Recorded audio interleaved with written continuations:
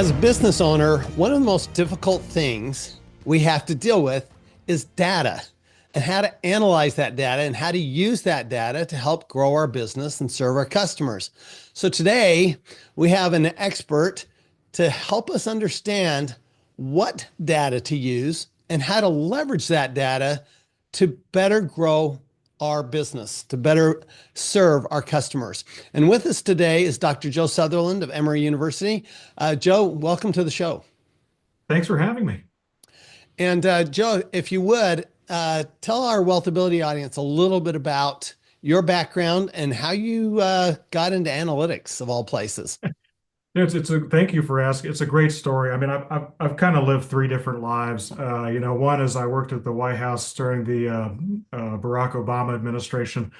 I was on his personal advance staff, which is basically like, kind of being a bag man for the president. You run around, you put together his events, you care for the various very high level individuals that are involved and make sure that they all feel very bubbly and nice when they finally meet the president. And it was a great, impactful way to really see how policy influenced people's lives. I mean, I was elected back in the college days to the student government presidency. And I remember seeing how just community organization could do so much just for, a little teeny student body of like 3,000 people. But when I went to, for example, like Fort Stewart, Georgia, with the president to announce a new program that prevented, fraudsters from stealing, GI Bill benefits for veterans who had brain injuries. Actually, literally, they would basically sign them up for these courses, and they would start taking the GI benefits, and these people wouldn't even know, because their caretakers aren't necessarily monitoring everything. And there was no enforcement mechanism to prevent that from happening. So we went to Fort Stewart. The president signs, an executive order that stopped that from happening. And just think about the millions of people's lives who were affected by that. So that's kind of the first life that I lived. Well, it must have been amazing to be with the ultimate community organizer, Barack Obama, right? When you're talking about communities and organizing things, I mean, he's the master of that, and certainly the master. I think one of the masters of data and using data in his approach to politics. So, thanks for being with us. Your book is Analytics the Right Way, which I love that title because I think we all are looking at analytics. We're all looking at data, but are we looking at the right data? Are we looking at the right analytics? So let me start with this, Joe. How do you determine what the right data is to even collect before I even get to how to collect it? Yeah, I think what a lot of people get wrong, and I should mention also, like, I have a PhD in data analysis, essentially.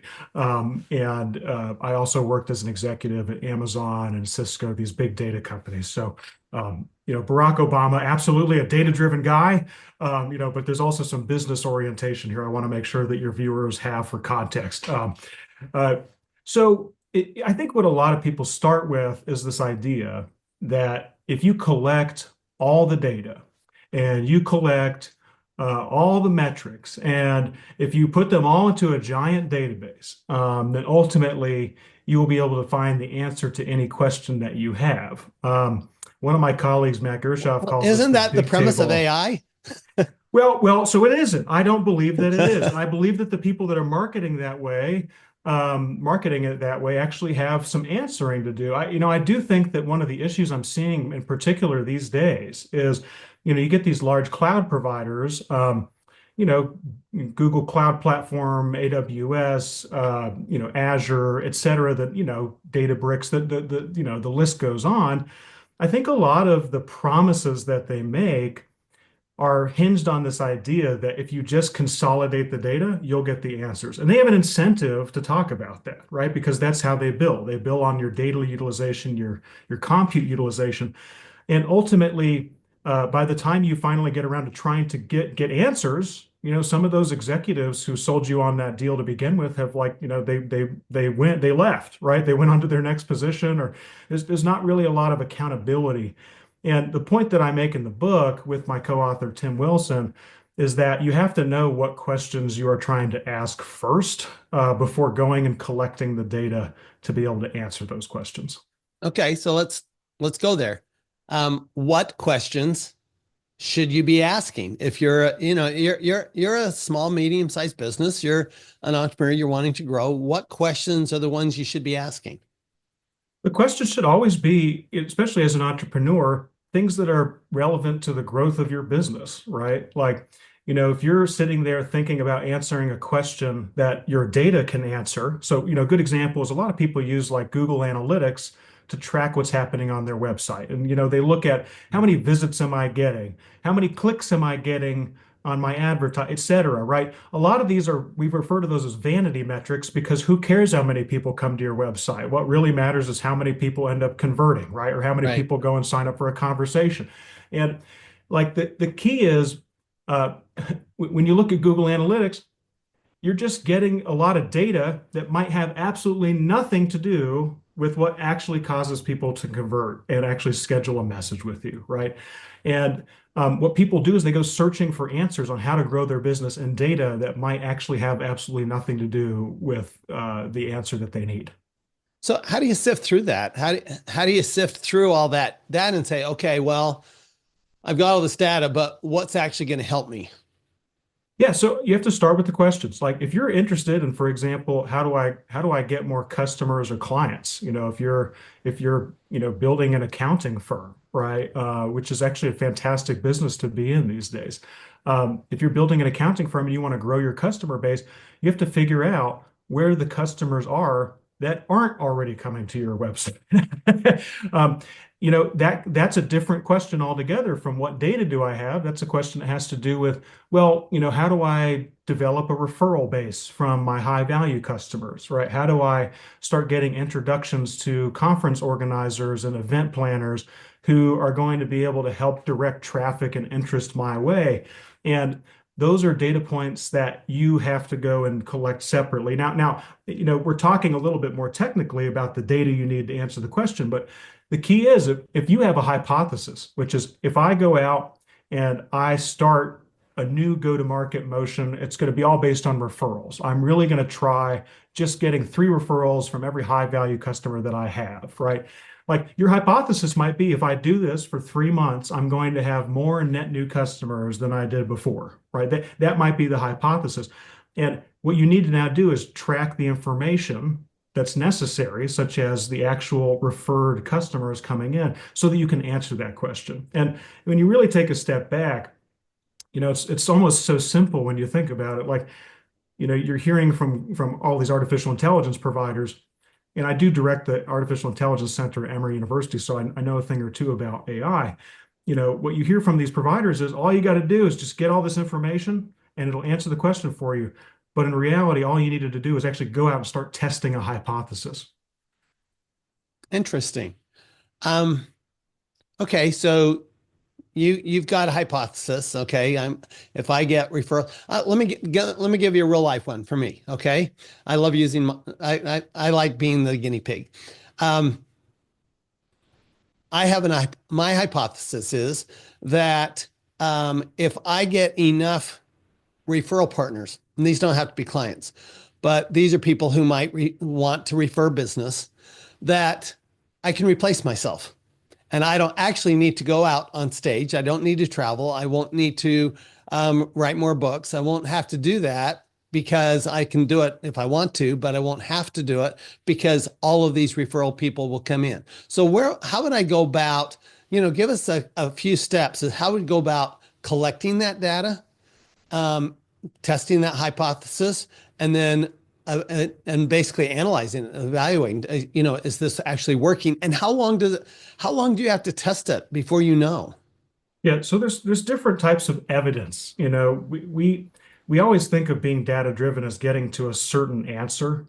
But the truth is that there's varying levels of evidence that will come in from the collection of data that help us inform the choices and decisions that we make. Like ultimately, you're trying to make good decisions that propel your business forward. So what I would start with is what is the level of information, like what is the informative piece of data that I would need to see to believe that my referral strategy is working. Um, that's simple things like, well, am I getting more customers in than before? When I wasn't doing that strategy. That requires you to go and establish a baseline that is not, necessarily biased towards, a really good month or a really bad month. You have to go back and look at, okay, what would be the average expectation of where we would be now, and then how would we be performing now versus that expectation? That's kind of the key counterfactual that you want to examine. Um, I should mention too, are you familiar with counterfactuals? No, go ahead. Explain that for us.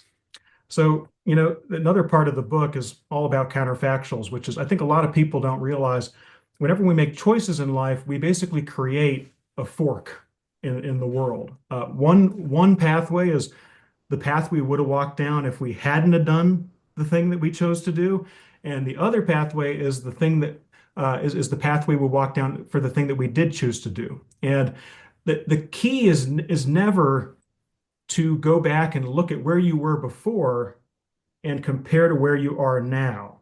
That's the wrong comparison. What you want to do is compare yourself now after the choice was made to where you would have been had you not made the choice. And a lot of analytics is about going back and figuring out what that other counterfactual outcome would have looked like had you not made the choice that you did.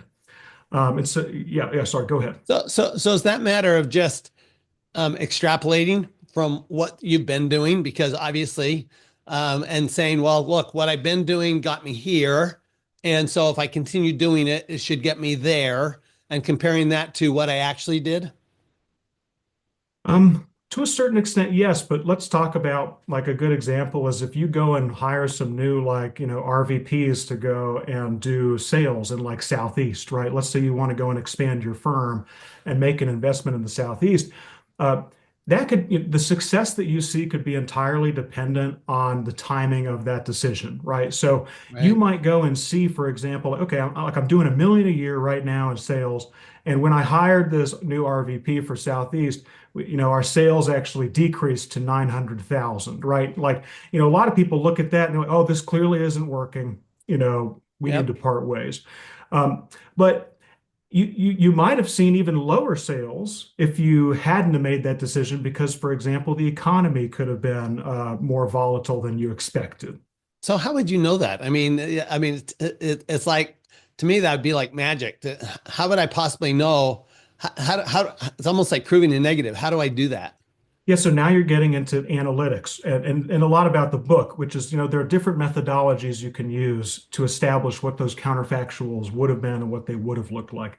You hear a lot about like, a lot of people talk about this tree of data. Have you ever seen this? It's like there's descriptive statistics, there's predictive statistics, there's prescriptive like have you seen this kind of like I think these Oh yeah, charts of go around course. LinkedIn.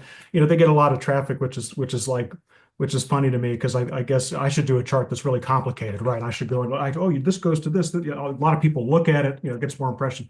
Um, so I actually think that model is like entirely, I just think it's not useful. The real ladder of evidence that you should be looking at is how strong of a signal do I need to get from the data analysis that I do to feel comfortable that the decision that I should make or did make was a good one or will be a good one. And that comes back to being able to predict what that counterfactual looks like. You can use descriptive statistical methodologies to do that. That's simply looking back at the month by month variation, for example, in your level of sales. That gives you a boundary of errors and other pathways that you would have seen so that finally, when you go and do test your hypothesis, you can know what the probability was that you actually would have seen the answer that you did see. So there are statistical methodologies to do that descriptively.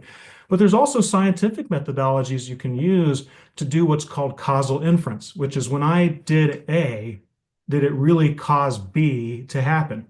And you can use those methodologies if you think about them prior to actually making the choice. So give us an example of that, because I think that is the holy grail to marketing, basically, Yeah, is yeah. is causation, right? Um, did this, when I spent this much money on Google AdWords, um, did it cause this result. So how do you go about that? I mean, walk us through it if you don't mind. Walk us through it a little Yeah. bit. Yeah. So, that's you're kind of this is an homage to the old like Wanamaker quote, which is if you don't know who Wanamaker was, he started like the modern department store. He used to say, I know some of my marketing is working, I just don't know which half of it is.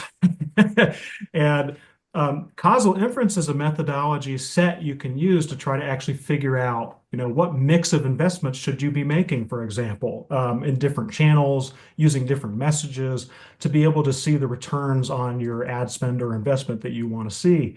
Uh, if you would take, I mean, a good example for me was I had a large pharmaceutical client, and I think we actually talk about this in the book. So feel free to pick up the book and kind of read in more deep. The book is full of these examples and use cases.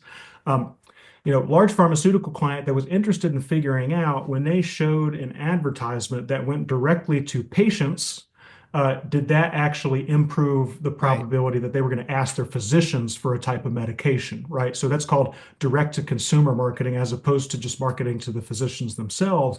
A lot of pharmaceutical companies do this and they spend a lot of money doing it, but it's never really super clear if it was a successful effort or if they, I guess in a different frame, if they had made as much money using that strategy, television, for example, as they would have if they had gone out and done it on Google Ads. And so what you do is you can design, for example, one methodology, a randomized controlled trial. RCTs, as we call them in the business, are ways of trying to establish what the counterfactual would have looked like using the beauty of randomization. When you randomize, essentially what it does is it splits your sample of subjects into two perfectly, usually, you could check it, right? But perfectly, in expectation, comparable groups of people. And when you go and on all elements, even elements that you couldn't collect data on or observe, and you get one group of people who we don't give the advertising to, and we get another people who we do.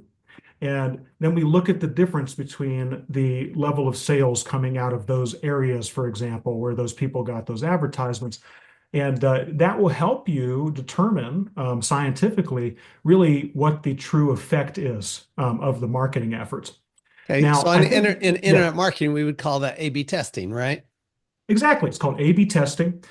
What people don't sort of realize, though, is I think A/B testing is usually thought of as something that you would do on just an individual level basis. So when you buy television advertising, for example, you're buying it at the address block level, or you're buying it, a lot. I mean, radio is a it's just a broadcast that has a catchment area, right? That may or may not hit you. So in a lot of ways, like people think A/B testing is only possible or RCTs are only possible when you have individual level data. Uh, it, uh, but that's actually not the case. What you can do is you can look at running RCT designs that are geo-randomized or block randomized. There's lots of different ways to do it, where you can then go and aggregate the level of sales in the areas or blocks as opposed to the individual levels that you'd want to see to go and estimate your treatment effect. So Now, do you go through these in your book? yeah, we go through all these different methodologies and it's kind of like a handbook. It's and it starts very small, right? The easiest type of evidence to generate is just anecdotal evidence, which is like when you went out and talked to somebody about your product with a new type of message. Let's just say like, before you were selling toothpaste and you said it's going to make your teeth clean. Now you're going to go out and say like, actually, it makes your breath minty too. Um, just asking for feedback from customers can be a form of useful evidence, right? But if you're about to make, that's great if you're not putting any money on the line, right? But if you're about to put $1 million or $2 million on the line to run a new advertisement, or 7 million bucks in a lot of cases these days because it requires so much more frequency, you want to be a lot more sure or a lot more certain that it's going to actually return, and the return on investment is going to be good. And so when you run an RCT, you want to use that level of evidence creation when you're trying to really, answer a really heavy question. Anecdotal's fine if you don't have any money on the line, and descriptive is kind of somewhere in between. Interesting. So what are some steps that you would encourage an entrepreneur to do to start, first of all, collecting the right data and asking the right questions, and then going through the appropriate analysis? Yeah, no, I love this question. I think too often people get paralyzed by, you know, I don't know, there's so many signals out there. What should I be looking at? The first step is really just sitting down and connecting with the core business needs and articulating what the decisions that you think you want to make are to be able to achieve some goal. So if you're interested in growth, what are the decisions that you might make that would try to propel growth? If you're interested in cost minimization or efficiency, what are the choices you would make internally to try to decrease the costs associated with your operating model? If you're interested in just simply like getting greater awareness, right? Like, what are the choices you would make to get better awareness? And once you know what your goal is, you can start thinking about the choices you would make to achieve that goal, and then the designs of, data collection and analysis that you would then approach to be able to answer whether or not those choices were successful or not. And in the book, we talk about what's called the hypothesis library.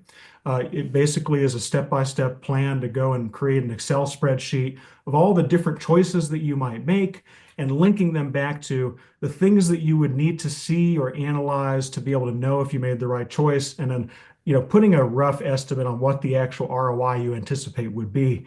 And once you go and sort the list on, investment and return, you'll get the top 5 ideas you should try right now. I really think what entrepreneurs suffer from is, analysis paralysis and other sorts of like, this problem of I'm only seeing the data that I think I need when in reality I'm not collecting the right data to answer my question. And I think it causes people not to act.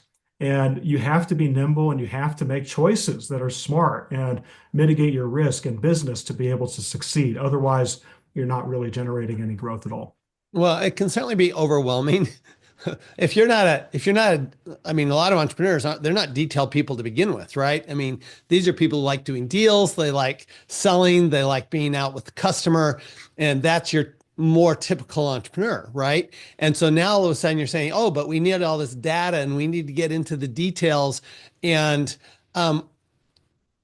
is there one way you can think of, I mean, you mentioned your hypothesis Excel spreadsheet, but is there any other way you can think of to kind of help an entrepreneur get into the data and be comfortable with it's just a step-by-step process? It doesn't have to be that complicated. Yeah, it doesn't have to be complicated. What I start with my clients is usually, I take out a yellow pad and I start just writing down, what are the goals that you want to achieve? What are the objectives that you desire? And from there, we start to think, well, okay, are these objectives linkable to sorts of, you know, metrics or measures that might indicate whether or not they were successful at being achieved? And a lot of that, what people find is, oh, these metrics have absolutely nothing to do with the data that is already available to me. Um, and then from there, thinking through, well, how important would it be to go and collect that data to be able to answer your hypothesis? If you're just trying to, I don't know, test a new message, then it doesn't make sense to go and invest $300,000 to build a system to collect the data to test your hypothesis if there's not really a lot of risk associated with it, right? Whereas if you're about to put down a $5 million investment and I mean, even for a manufacturer, could be a huge piece of machinery that they want to take a loan out on. There's lots of implications to these large investments that get made. Then you really want to think about investing in the right data collection infrastructure. And from there, we start thinking like, well, actually, you don't need to go for the full Monty. You just need this. This is the one thing you need to be able to decrease your uncertainty about this decision. And usually what we end up is it's actually a lot easier than people are thinking. I love that. It goes back to my what I said multiple times is that if you want to get a better answer, you need to ask a better question. And the data can help you ask better questions, but sometimes you need to actually figure out what the question is before you ever get to the data in the first place. And I think that's a terrific message, Joe. The book is Analytics the Right Way, a business leader's guide to putting data to production use. Joe, thank you so much for being with us. Tell us where we could get more information about you. And I know you're a professor, but you also have a consulting company. Where would we go for more information about what you do? Absolutely. You can go and visit my website, jlsutherland.com, for more information. And if you're interested in the book, we sell it. It's a bestseller actually now, worldwide on Amazon.com. Awesome. Thank you so much. And thanks everybody for listening. And, if you can see the value of analytics and how to do this the right way, please share this with your other friends that are entrepreneurs, your other business leaders.